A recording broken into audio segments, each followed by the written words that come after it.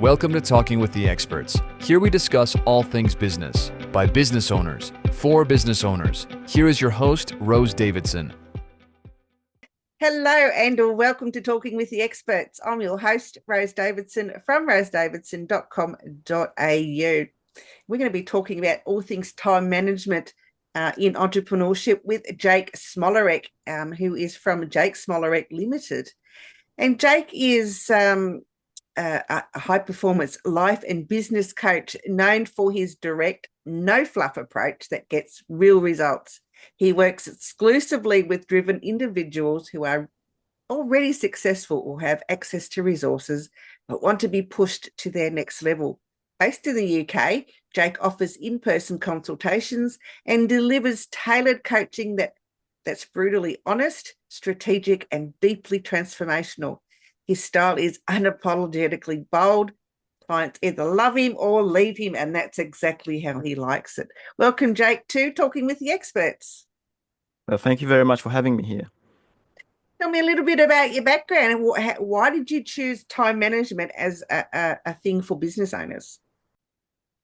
We have to understand that we cannot manage time. We can only manage ourselves. It's funny that we say managing time because time doesn't care. Time just fly, and most people are like, oh, I have to manage my time. No. You have to manage yourself and you know the way you operate and how you procrastinate. And more often than not, some people say like, oh, I need to stop procrastinating. We all procrastinate. It's just successful people procrastinate on small things and unsuccessful people procrastinate on the most important things.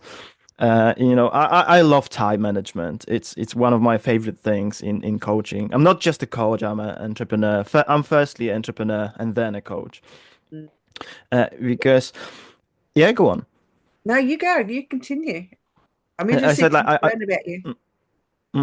It's just like I love time management because we can manage time well, or we can manage ourselves well only if we know what we want from life. If we have a vision and we actually want to achieve that vision. I meet a lot of people, and a lot of people, they're not exactly sure what they want from life in general. I will ask them a very simple question, maybe a little bit cliche, but the question is like, what is it that you want? And a lot of people struggle to answer that. Yeah, and it can be a hard question to answer because we can want a lot of things, but what is our priority basically in what we're seeking? Do we want more money? Do we want work-life balance? Do we want to have lots of followers on social media? It's a question that people sometimes really can't answer in a short way because we want lots of things. Mm. Mm. Yeah, so I guess how we've all heard of SMART goals. And in time management, in the time management world, SMART goals are the way to go. But how can we work less and achieve more? Setting those SMART goals aside. So goals are great, but goals are not everything. And there's a beautiful book by James Clear, Atomic Habits, when he's actually talking a lot about goals. But at the very beginning at the book, he's saying that goals are not enough, and I 100% agree with that. That's why about 10 years ago I created a framework that I called a Vision GPS, and the Vision GPS works exactly like the GPS in your car. The vision is your destination. The vision is what is it that you want in life in general. As cliche as it may sound, but as we just said, it's very important to know where you're heading, because if you don't know where you're going, any road will take you there.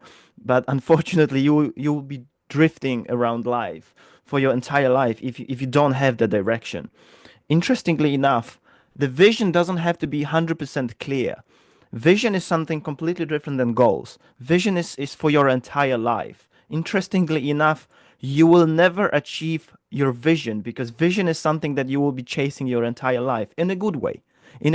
But you will achieve your goals. So the GPS, it's an acronym from goals, planning process, and systems. Once you have those all four things, including the vision, you will achieve what you want. But if you don't know what is it that you want, if you don't have that vision, it's going to be very difficult. And again, that vision doesn't have to be 100% clear at the beginning.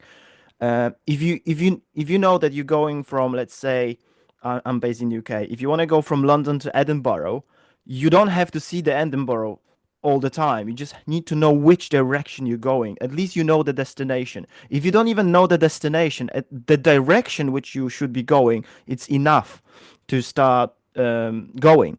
And this is very important with time management, because a lot of people procrastinate because they don't know what to do, because they don't have the direction, and any idea it's good enough to consider, if you know what I mean. But if you have the direction, it's so much easier to make decisions. Mm. Yeah, I guess having some way to get to your end goal or vision or whatever it Mm, happens to be is always really helpful. Sometimes we get sidetracked along the way. I love shiny mm, objects. I get mm. sidetracked by shiny objects all the time, so I never actually get to the end of whatever it is I'm trying to do. So how do we stop, the shiny object from getting in the way? So I had a client the other day, and she asked me, "How do you get rid of distraction?" And Mm, I have to be brutally honest with her, and I said, like, listen, how I deal with distraction, I just remove distractions. This is how you deal with distractions. You just remove them. So there's no distractions. It's like if someone wants to stop, I don't know, drinking alcohol, for example, for 30 days or 60 days, doesn't matter. Yes, I know that some people say like, "Oh, I have a strong will," but even the strongest will can be break. So if you want to stop drinking, just get rid of all the alcohol from the house. If you want to stop eating, sugar and sweet things, get rid of those distractions from the house. It will be just easier. So that's the best way. If you want to be very good at time management, removing distractions is one of the best ways to do it, because there will always be there. Something will be there to distract you. So get rid of those distractions as much as you can. Sure, sometimes you cannot, remove your husband or your wife, for example, right? So, don't work from home if you cannot work from home because you are distracted. Get an office, go to the park, do something, just get rid of those. that's really good advice, actually. Because I'll be sitting here, I would be doing something like editing videos, for instance, and then Mm, I'll take a break from that, and then I'll get distracted with that thing that I had to get up and leave the room for whatever. So I'll go and do something else, and then I've probably used up an hour of the time that I could have been sitting back at my desk, but I mm, still needed the break from what I was doing. So I mean, those types of distractions can be good because you can't sit in one place for an infinite mm. amount of time. But this is proper planning at the end of the day. You have to, if you want to be discipline, if you want to do a lot of work, you have to plan it. Nothing happen by accident. That's why I always, when I work with people, I said like, you know that the GPS, there's the P there. It's a planning process. The P is for planning process, not just the plan itself, because pandemic was a great example that plans are great, but you must have a planning process.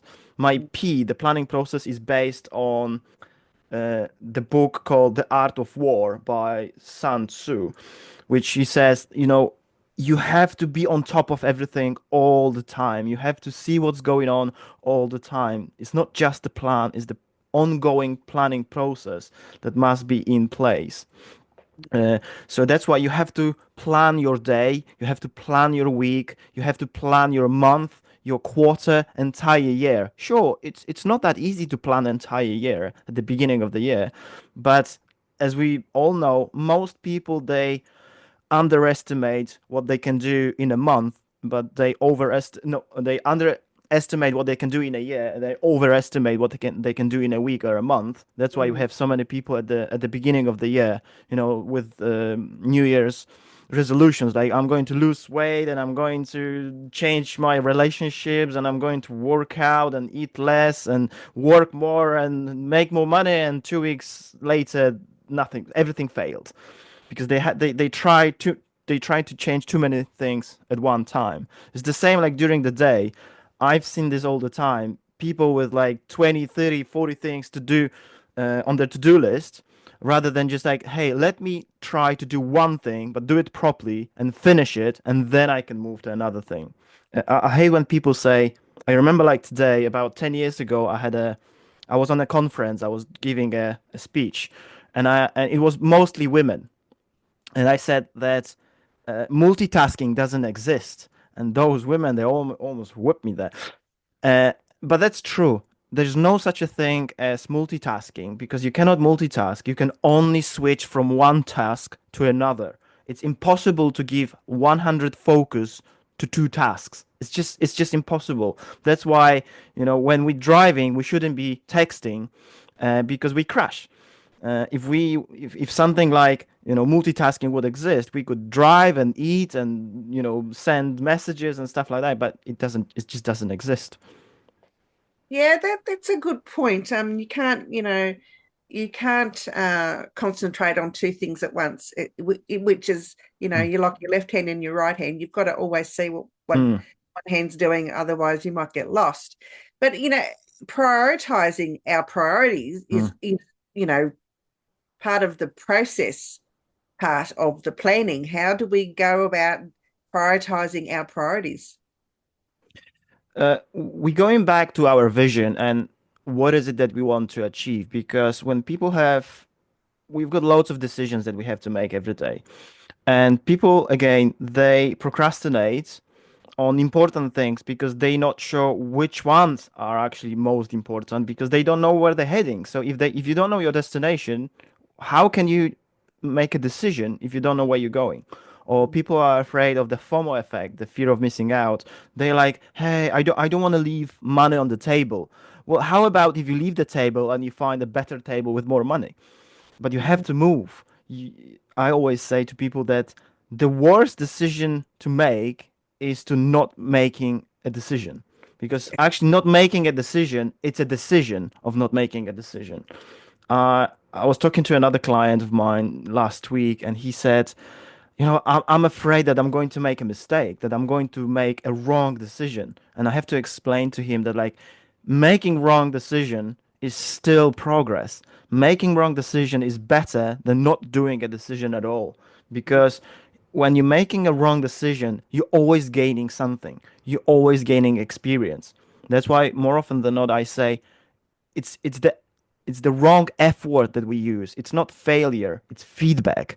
Because if you make a wrong decision, you're getting something, you're learning something. Well, hopefully you will learn something, but there are some people who never learn, They're making loads of mistakes. But I always say, if you're making the same mistake twice, it's not a mistake anymore, it's a choice. Mm. Yeah, I know. I agree with that. I think the word fail and failure should be taken out of our vocabulary and replaced with learning experience. Mm. Yeah, Because that's 100%. what they are. They're learning experiences. I mean, if you don't learn, you're right. There's something wrong with you if you don't learn from the first time. Yeah, yeah. Tell me a bit more about your GPS. Uh, Framework. Thank you, framework. Yes, I was thinking of that word and I couldn't think of it. Yeah, tell me a little bit more about it and how people can use it in their day-to-day life. So, for example, you want to run a successful business. I always correct my clients when they say like, "Hey, I want to build a business." No, no, you want to build successful, profitable business, because there is a lot of people out there with businesses who are not profitable, and they instead of having escaping the 9 to 5, now they have to work 24 hours a day. But the Vision GPS, first of all, you really have to sit down and think about it. What is it that you want? Okay, you decided that you made a decision that you want to run a business. Okay, write it down. How is the whole operation is going to look like? Ask yourself a question. Why do you want to have that business at the first place? A lot of people they make a massive mistake. They said, I'm doing it for money. if you're doing this for money, one day or another, you're going to burn out because that's not a good reason. Because yes, if you have no money at all, having more money, that's nice. Money is a great thing. It's giving you choices. But once you start making loads of money, as people say, it's not that money can bring you happiness. It's a lot of more money. If you already have money, more money won't bring you more happiness. So you have to know what is it that you want from that business. Most people, they want to have a business because they want to have freedom. They want to have a boss. They want to do whatever they want to do. So write it down. Work on your vision. People should be working on vision for their life and their businesses for the rest of their life all the time. It's not a 1 day job or 1 week job. It's for the rest of your life, because you have to know. You have to have a direction, like a north star or something like that. And then the GPS, again, it will work exactly like the GPS in your car, but you have to be very specific. The G for goals, they must be smart goals, as we said. Uh, I often ask people like, hey, do you have smart goals? And people will be like, oh yeah, I heard about smart goals, but not a lot of people are actually using them. And it's such a useful thing. Because you have to measure the progress. If you're not measuring, you don't know where you are. Mm. So you have to have smart goals. Then you have to have the planning process in place.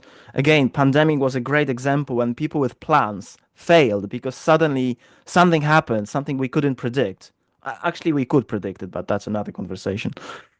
Mm. Something happened. There's a beautiful book by Nicholas Taleb called The Black Swan. And basically, The Black Swan, the book is telling about things that we cannot predict, like black swans, that we thought that black swans do not exist until people they went to Australia and they saw black swans, right?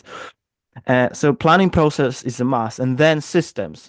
The easiest thing to explain systems, for example, if you're running a business, you're running paid ads, for example, Google Ads. It's a system that works 24/7 and is generating the leads. Or SEO, again, it's an organic um, system that brings you leads 24/7, even when you sleep. So you must have different systems. So some systems are very simple, like James Clear, who's talking about in Atomic Habits, when he is explaining, if you want to go to the gym next morning, prepare everything the day before, because probability that you will go to the gym when everything is already set up, it's so much higher.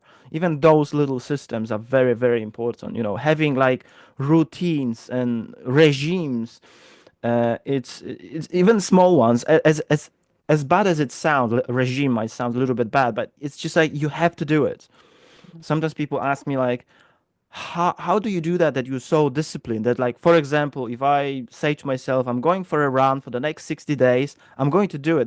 There's no decision that needs to be made. Decision has been made. Now it's part of the day, like eating breakfast or eating lunch.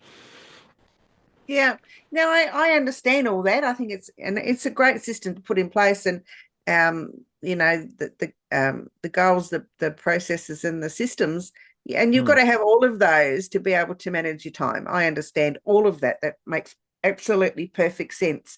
But how can we use those? I guess do we put it on a chart, or do we write them down, or do we diarize everything? What is the best way to use this GPS? Uh, First of all, is to really do the work. Like, if you a lot of people struggling with creating that vision thing. They think that they will sit down for 1 hour or two and they will create an entire vision. No, it takes time. For some people, I'm talking from experience, it's taking weeks. For some people, it's taking months. So we just have to accept it. That, like, okay, it's a long-term project. I need to work on it, but it will pay off, because I can see when I work with people for, let's say, 6 months, how they've been making decision, or how quickly they've been making decisions 6 months ago, and how quickly they're making decisions today. Because they will look at the problem, they will look at the decision that needs to be made, and it will be two answers. Either it will help me with my vision, or it will not. If it's not helping me with my vision, I'm not going to do it. As simple as that. That's it. Decision has been made. I don't have to procrastinate. If it's going to help me with my vision, I'm going to do it. As simple as that. Um, it's and I can see that a lot of people struggling with making decisions, even small decisions like what movie should we watch on Netflix, and they spend 2 hours scrolling instead of just choose the first one. If it's a good one, you're going to have a good experience. If it's a bad movie, at least you know that it was a bad one. But learn how to start making more decisions and start making decision faster, because the secret to success is success like speed. Let me repeat that. Success like speed, making quick decisions. Sure, some decisions they need a little bit more time. There's another beautiful book by Daniel Kahneman, Thinking Fast and Slow, as far as I remember. And he's talking about, like decisions that can be done automatically, like when you're driving and you're on a motorway, you're making quick decisions. And some decisions you need to sleep with them, as they say. But don't give yourself 3 weeks of making a decision. Give yourself, I don't know, 2 days or maximum. And don't take me wrong, procra- I also procrastinate, and I used to procrastinate a lot. I was so good at procrastinating that I could teach it. I was so good. Uh, but then I learned that we all procrastinate, but we just have to procrastinate on different things. Unfortunately, most people they major in minor things. They're good at things that they don't really matter.